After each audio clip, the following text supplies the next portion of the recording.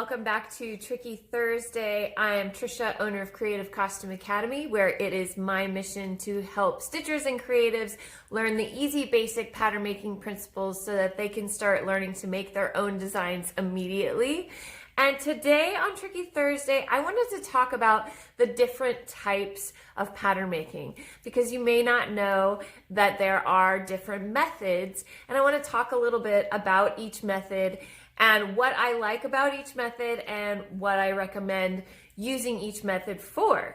So the three methods that I want to talk about today are drafting pattern making, flat pattern manipulation, and the third one, draping.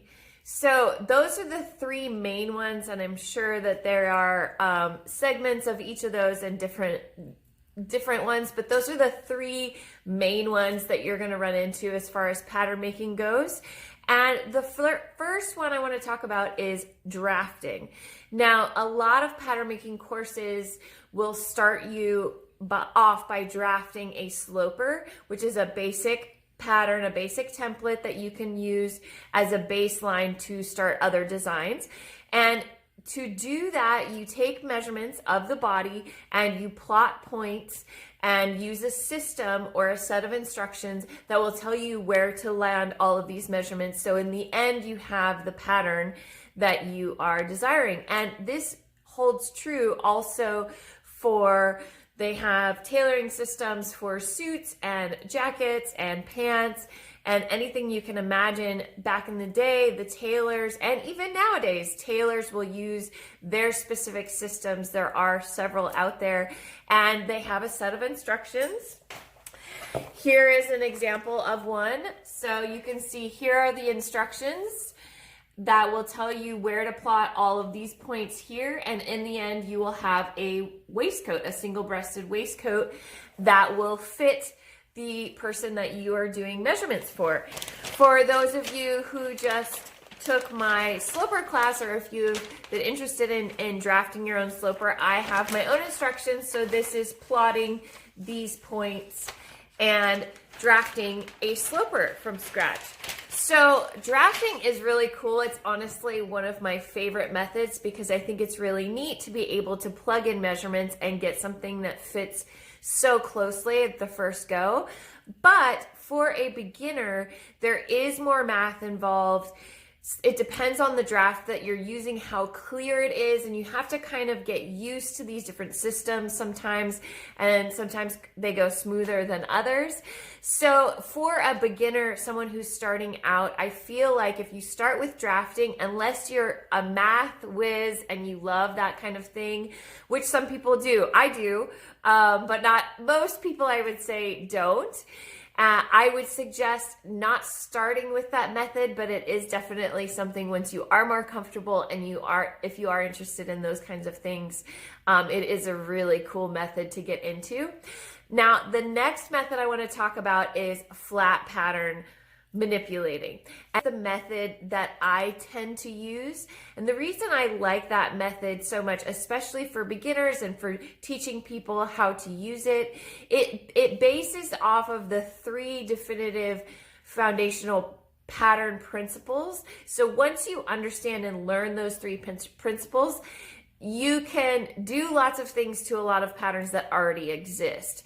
And you can change up the designs and get really creative by starting with something that you already know works. So it just gives you more options without all of the math. So that is the method that I generally teach, is flat pattern manipulation, just because I feel like it is an easy place to start. You can start seeing things immediately, and I'm all about instant gratification. So you'll see me reference that more than these other methods, but if you are interested in other methods, please tell me. The third method I want to talk about today is draping. Now, I'm going to show you really quick because it's more of a visual thing with Miss Susie here. Let's see if I can get her in the screen. Come on, Susie Q. So draping is where you take fabric, and instead of starting with a pattern, or well, you do kind of start with measurements, but instead of starting with a pattern that exists and changing it around or plotting points on paper and starting flat, you actually work on the body. And typically you're draping onto a form so you can pin into her and things like that. You can also drape onto a person. And it's a method of laying your fabric onto the body. Of course, you have to have a basic understanding of pattern making to start so that you know how to take this off of the body and turn it into a garment.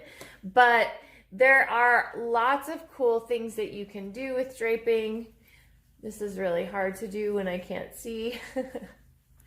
But you know, you can do pleating and work with big volumes and get the visual concept right away and start to see it. So a lot of people prefer draping because they can see their things coming together as they're working with it.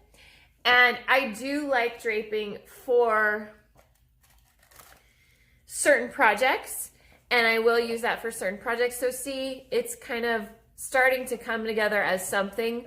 I'm just playing around here, but it is good for things if you're doing something asymmetrical, or you're working with a tricky fabric, or you're doing something that's voluminous, a big dress that has, you know, big poofs and things like that. It's great to work with that. And that is something that I have taught in the past and will teach again if people are interested in that. But the thing with draping is you do still have to know how to take it off of the form, mark it, and turn it into a pattern or at least a garment. So there is some knowledge that needs to be understood before you kind of go into draping. So I generally go more towards flat pattern making. For the kinds of stuff that I make in my business, that makes more sense to me. And I love the drafting. I just kind of nerd out on that kind of thing. But draping is definitely helpful when it's something that's more organic. And I know a lot of people prefer that. So that's all. I just wanted to talk about the 3 different methods because I feel like I hadn't really talked about that and some people may not know all the details.